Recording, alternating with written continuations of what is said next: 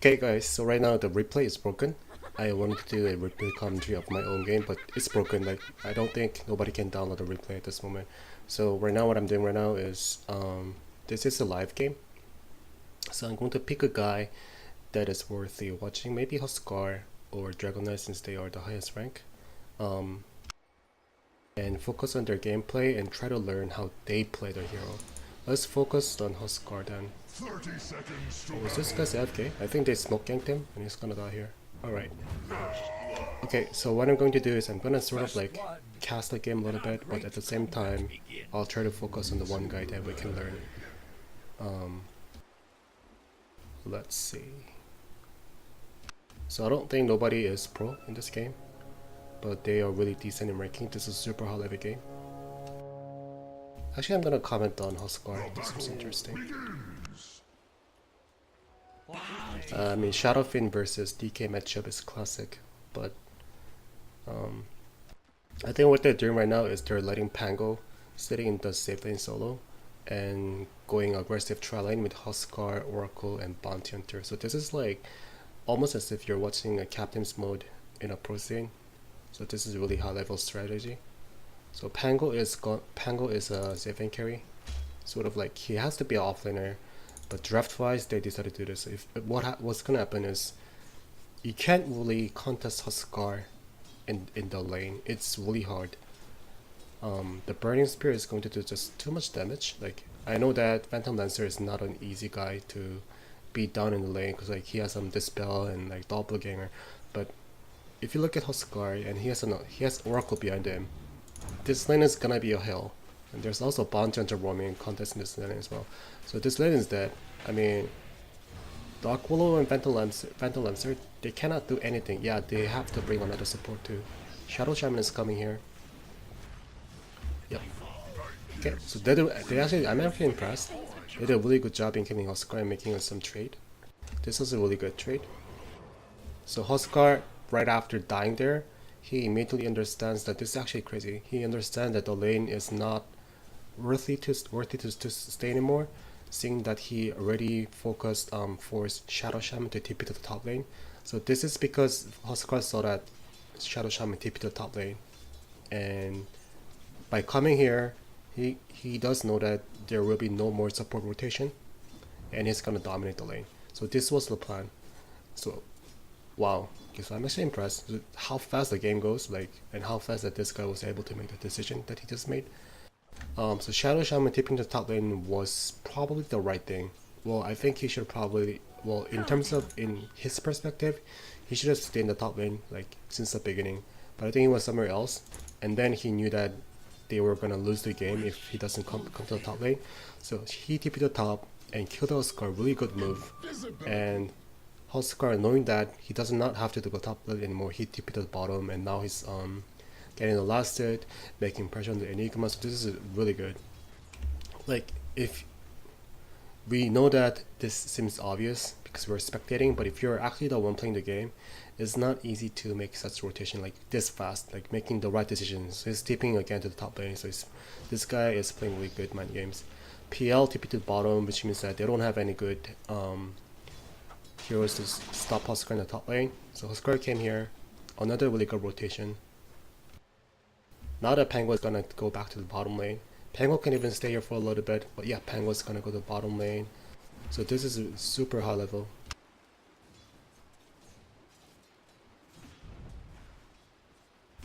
So they have to stay 3 heroes, and by making them to cost all these resources to shut down Huskar, the Radiant team is already winning because Shadowfin is really farming really safe and sound. Like, you see, like, if you see Shadowfin, everybody, if you've been playing Dota for like 100 hours, everybody knows that Shadowfin is really vulnerable to ganking. And by making such rotation, by forcing rotation, like making them crazy and hectic, Shadowfin did not even get ganked not even once. It's been almost meaningful. And yeah, this guy's also, of course, I think Shadowfin is much stronger than DK. All DK can do is he can survive in the lane because he has a lot of armor and reason, so he can survive. But I don't think DK can win against Shadowfin. It's really hard. So Huskar is making the really play here. Well, to be honest, the entire team is making the decision as a team. So the writing is doing really great. But yeah, their strategy is working. And note that this is not a CM, this is a pub game. So they are playing different. They're really good players, everyone here. Finally, they decided to make a rotation to like kill Shadowfin or just pressure Shadowfin. But Bounty Hunter is here, they have a sentry, so they're gonna break down even again. One person TPs again, Shadow Shaman, which means that this guy is now free farming. And also Pango is also free farming here. It's rather free farming. So it's a really weird lane. Like in terms of our levels, where like CF lane carry must be in the bottom, offlaner must bet the off lane. This game has been already gone really crazy, and everyone seems to be like acting as if they have been into this situation like 100 times, so they know what they're doing. But like PL staying bottom, like support staying all around the map, using TP at every cooldown, like this is really high level gameplay. Okay, and Enigma does have some tools to annoy Huskar, but no, Enigma has to run. He cannot win this lane. He's out of position, which means he's gonna die. He's dead. Yep, the guy is dead. So this is the strength of Huskar. I don't really recommend picking Huskar in our pub games because like I get it, like in certain draft Huskar does work, but also at the same time Huskar is really easy to shut down if this guy does not work. If this guy does work as an individual hero. In this game, Huskar is dangerous because every member of their team is making the rotation as a team, making the decision as a team to give Huskar slight advantage in the laning stage. So Huskar is working really scary in this situation. Look at this harassment. He cannot stay in the lane. So it's only Enigma staying top lane. Looks like Pango was chasing after Dark Willow. She TP'd out. And again, the big thing in this game is that Shadowfin was left alone for the first 5 minutes, and he's really fat. And then with Bounty Hunter, they can gank DK. DK is ultimate, but he's gonna die. So again, advantage Shadowfin. So Shadowfin's the biggest fear of playing Shadowfin is that you're getting ganked at like level 1. From the stage where you're level 1 to level 6. Shadowfin is really weak to ganking. But now that Shadowfin has overcome the timing that he does not want to face, he's just gonna snowball. He's gonna push every lane, he's gonna go to jungle. He's gonna stack the jungle camp. When DK comes in with his ultimate, as if he's gonna raise the lane. So everything looks really good for Shadowfin. Pango is gonna die here. That was never going to end well. PL is pressuring the bottom lane with the Akula. And Huskar is rushing Omelette. Top tower is under attack.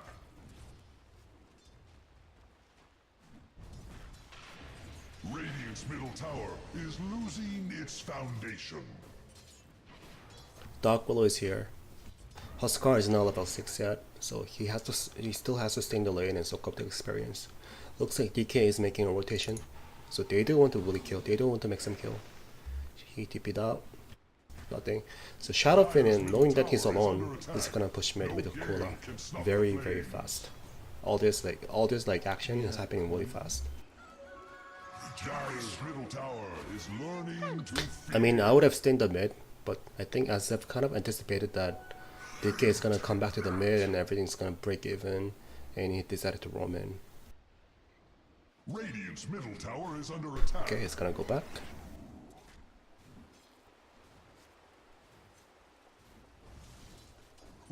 Well, he had to go back. I don't know, maybe Shadowfin was like telling DK that, okay, I'm not in the lane, I'm gonna force you to use your ultimate and I'm gonna come back to the lane, so your ultimate means nothing. Maybe that's what he intended to do. I don't know. I think that's, well, yeah, he got the Risen Rune, he collected some Bounty Rune, he made some intention to go roam to the top, and saying that DK saw that the lane was empty, so DK quickly popped up his ultimate, but Shadowfin came back right immediately, and the ultimate means nothing. So DK now, feeling like he has to do something, he's now in the bottom lane. And Shadow Fin comes back, TP's back to the bottom, and DK is in trouble. Bounty does not have a track yet, but if his ultimate ends, which should be, okay, now this guy's in trouble. He's gonna die. So whether intended or not, Shadow Fin leaving the lane temporarily forced DK to think that the lane was empty, and DK used the ultimate at the goofy time and killed and like hit the tower like what, once or twice, and then rotate back to bottom.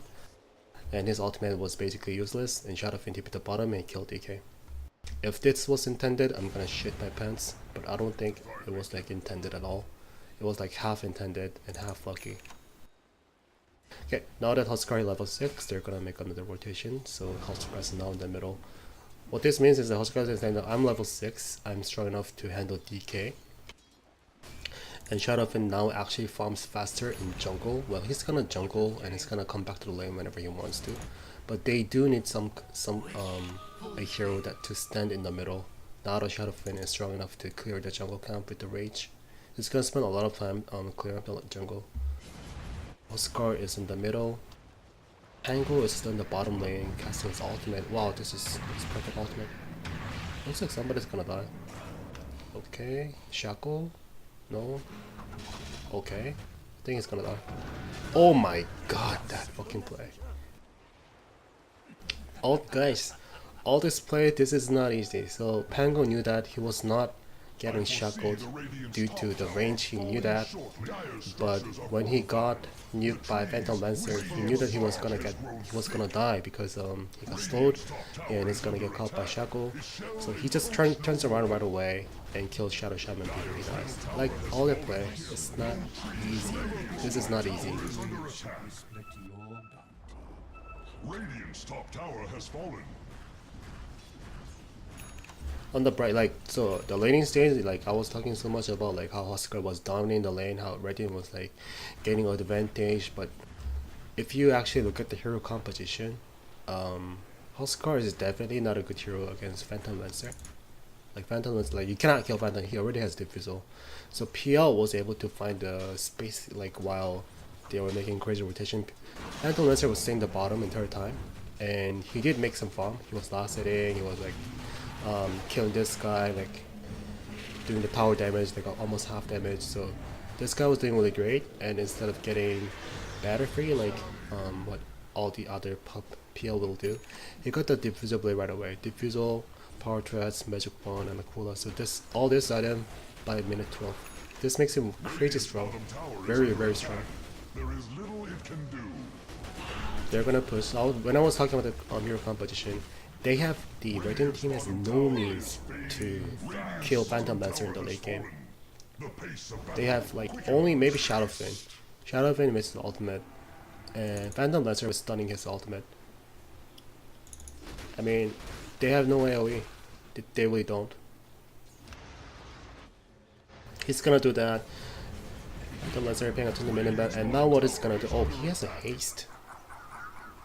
Well, he doesn't have a TP, but I think he's gonna find his way up. Unless, yeah, it's okay. Oh wow, okay. Okay. Black hole. Never hesitate using the first black hole and try to finish combat. Yeah, so I don't think Radiant, they did have some like really good time in outsmarting the enemy in the laning stage, but like, do they actually have a plan to win the game? It made I'm not sure. I don't really think Hardanic, like, is there any way to kill PL? Really? Shadow Fin is gone. Nobody has AoE to clear up PL solution. And this guy's already so fat, he's gonna get Shadow Blade. I think this guy's watching Silver Edge for his score. It's gonna be a really hard game. Okay. Very good save by Oracle. Radiant's middle tower is under attack. It will fall like a ripe apple. If they want to win this game, I feel like they have to snowball up really crazy high by utilizing Bounty Hunter's track. I think that's the only solution. Because right now, like, okay, DK had a horrible game. DK was struggling really, so DK has no items. But what the Dire can do is whenever they have Black Hole, Phantom Lancer is going to stand frontline and he's gonna murder everyone. And when the Radiant team contest with PL and they were about to find PL and kill PL, this guy's gonna come in, he's gonna cast Black Hole. And it's gonna be a disaster. Like, just looking at the big picture, that's what's gonna happen. And they cannot stop PL. So if they want to win, they have to take this tower. So well, they kill Shadow Shaman, that's good. And Huskar basically has to go crazy and kill everyone else. Okay, he's gonna jump in. DK is dead. They don't have Black Hole yet, so this is the right timing to kill everyone. Huskar cannot die. Okay, that was a big loss. Shadowfin's gonna die, so they are in trouble. Yeah, they cannot kill PL. This is a huge trouble. This Tango was really late, so everything has to go perfectly. With the Radiant team, if they want to kill PL, somebody has to disable PL, and it's only Pango. Who else? Like, there's nobody else. Bounty Hunter has no disable. Husker has none. Oracle only has like immobilized thing, like, but it's not even called disable. Shadowfin has nothing, so there's nothing to lock down Phantom Lancer at this point. Wow.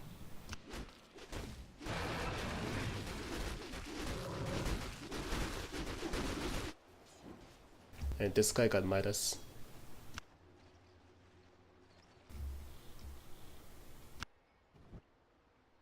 Shadow Shaman is poor. He's not even level 6 yet.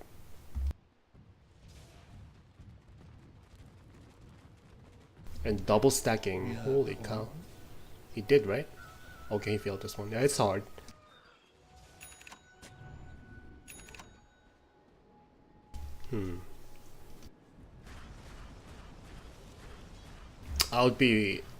I don't know. So my prediction is the Radiant team already lost the game, but well, my opinion is shit. Like, I don't know anything. Let's keep watching. But okay, Huskar is gonna get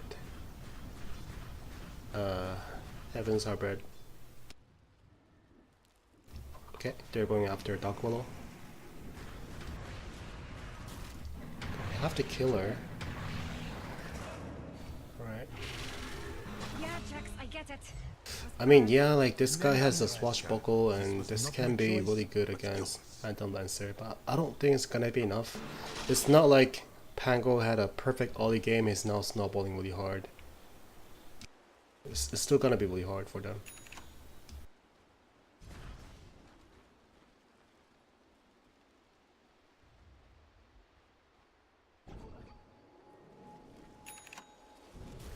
So when the Dire has the Black Hole, unless the Dire team like hugely fucks up, the Radiant team has no way to win the battle. When the Black Hole is up, unless like this is not gonna happen. It's like they cannot win. Well, they're gonna get the Enigma, but they already lost Artorias. He's not even gonna die. And Shadowfin got healed up. Looks like he's gonna die too. Okay, that was a pretty good ultimate, but he's gonna die. So yeah, it's not happening. I don't see it happening. Enigma didn't even die. Well, he's gonna die now. Pressure can toss. He's dead. But they're gonna push the bottom lane.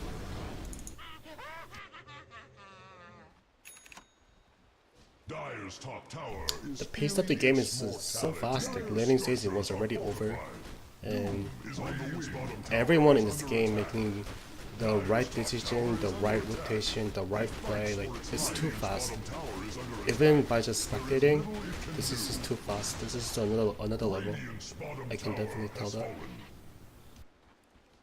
Okay, he's now going for the Orchid. This is what like a lot of carry players do. Like when they felt like they succeeded in snowballing the game, they just go Orchid right away, and this spell is really strong. This is what a lot of pro players will do.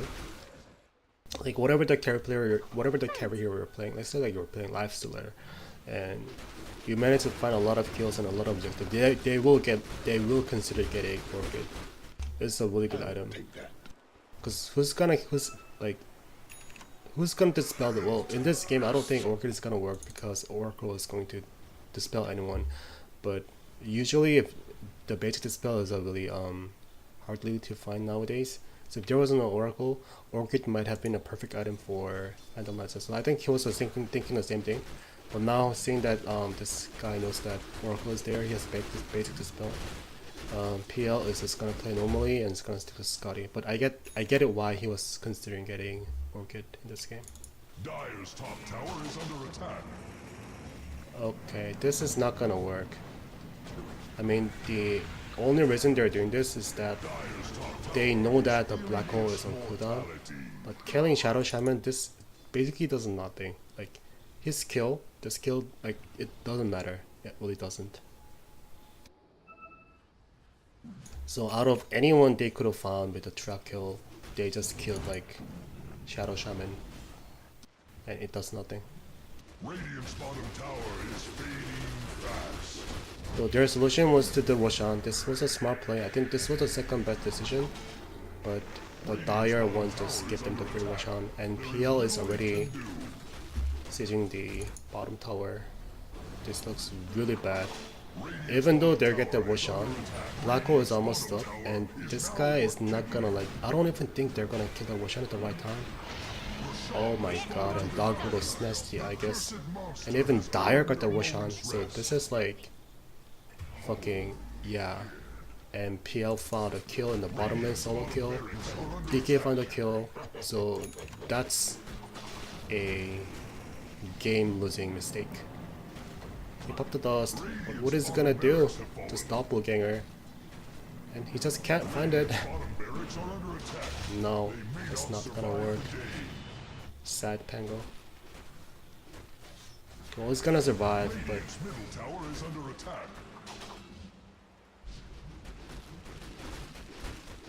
the bottom rest is already down. He was trapped, but Phantom Lancer already has a dispel by himself with a doppelganger, so it's gonna run away. Radiant's middle tower is under attack. It will fall like a ripe apple. And even found a regen. Wow. Okay. So there really is nothing they can do in the Radiant team. Like, it seems like they already give up. So they know that the game is over. Yeah, they give up. So this is the game, I think. They're gonna give up. I mean, I don't think they should give up, but this guy, Huskar, definitely gave up already. Huskar is now just staying in the fountain. So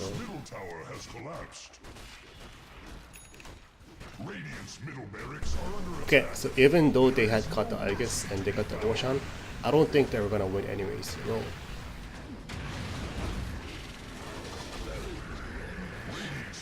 They would have won one battle, but after that they would have just lost many more and just lose the game eventually. Radiant's middle barracks have fallen. Do not mourn their loss. The only way that the Radiant team was gonna win was make the Pango really fat enough to contest Phantom Lancer. But we saw what happened. Like, we gave the Radiant team gave a lot of space to Shadowfin and Huskar, but not to Pango. Pango was basically like soloed in the hard lane, which was the bottom lane, and he almost got nothing while Phantom Lancer was really bad. So fat Shadowfin plus fat Huskar cannot kill Phantom Lancer. They just can't. I mean, Shadowfin has some tools, like he has rages and Shadowfin has ultimate, really good AoE, but it is only when they play everything right, and it is only when Phantom Lancer has been stunned and locked down. But is there any way to like stun Phantom Lancer for like at least 2 seconds? No, they don't. They have to rely on Pango's ultimate, and that's it, right? They don't have any stun. So it's just crazy to me that PL is gonna die. And at this bracket where like players really don't make any pushing mistake or horrible, like bad decision, PL knows that he's not gonna die unless he gets unless he does really something stupid that he has no means to escape. He's not gonna die. So the game was over when they lost the Aegis. And even DK, so this is like, oh my god, I think like I learned a lot even just watching this game. So DK got fucked up in the lane, right? DK got seriously fucked up in the lane because he was left alone with the Shadow Fin, which is like normal, right? You can't beat Shadow Fin as a DK in 1 versus 1 situation. But Dyer eventually came back by giving the farm to the right hero. So like they heavily lost the top lane, but Phantom Lancer was given a space to farm and was given a space to soak up the solo experience. And with the Aquila, he did a lot of damage to the bottom 1 tower. Meanwhile, Huskar was joining up really good in the top lane, but Huskar did not have any means to like tower damage because Huskar does not really have anything. He didn't even get Aquila. He doesn't even get that many attack speed to deal damage to the tower until he hits like level 6 or 7. So Huskar was staying top, but he didn't really tower pressure anything, so they didn't really take any objective. But PL did, and he was snowballing so hard from getting early power threats, Aquila, Magic Wand, and Diffuser Blade. He finished all those items in like at minute 12, which is like super strong. And as soon as PL got those items, and this guy was like making the play. He was roaming around the map, and he was always somewhere in the map to fight them, knowing that he cannot really die and is much stronger. So the Raiden team did make some rotation early game, but the Dire team correctly responded and gave the resource to the right guy, which was PL. And the Raiden team, I don't think they made the right decision. Like, winning the lane is good, like Huskar is like really strong, like really scary, like I was mentioning a lot, but eventually as the game goes on, like even I realize that okay, they are in trouble because how are they gonna kill PL? Pango is the only one, perhaps the only one, but he didn't even get the farm. So you now have to rely on Shadowfin. Well, Shadowfin is totally capable of killing Phantom Lancer, but they don't have any disable to lock down PL. So they have no means to kill PL. So the Radiant came with the second best solution, which was letting them to the bottom tower. But they were about to get the Roshan pit, but they were like a little short of damage. And the Dire team was really good. They were not bad players. They were really good. They were good players to spot that they were in the Roshan, and they contested at the right time, and they snatched, I guess. And when that happened, the game was over. Okay, I mean, yeah, this was a really good game. And again, I never underestimate like high level pub games. I know that like everyone just like praise only the pro players, and like if you're playing pub Dota pub Dota, like everyone is really bad. But no, that's not true. Once you reach like this level and like rank 500, like 25, like 100, they are playing crazy level. They're just different guy, like different player. They're playing, yeah, they are really playing different. And although like when you were watching it from a spectator view, like everything might seem obvious, like because they are doing the right thing. Okay, this is obvious. This is the right play. Like I even can do that, but in reality, you can't do that in your own games. I can't do it in my own games. They almost never make any stupid mistakes. I barely saw any pushing mistake in this game, and very fast reaction. And what surprised me most was like these two teams making the same rotation in the early game, tipping to this lane, tipping to that lane. That is such decision making is just so hard that I mean I'm impressed. I don't know what you guys think about it, but I'm definitely impressed in this game. So this was the game. I feel like I didn't really give good replay commentary. It was rather like a combination of casting, but it was a really good game to watch, and I think I learned a lot. So I hope you guys learned a lot too. Okay, thank you for watching. That's it. Goodbye.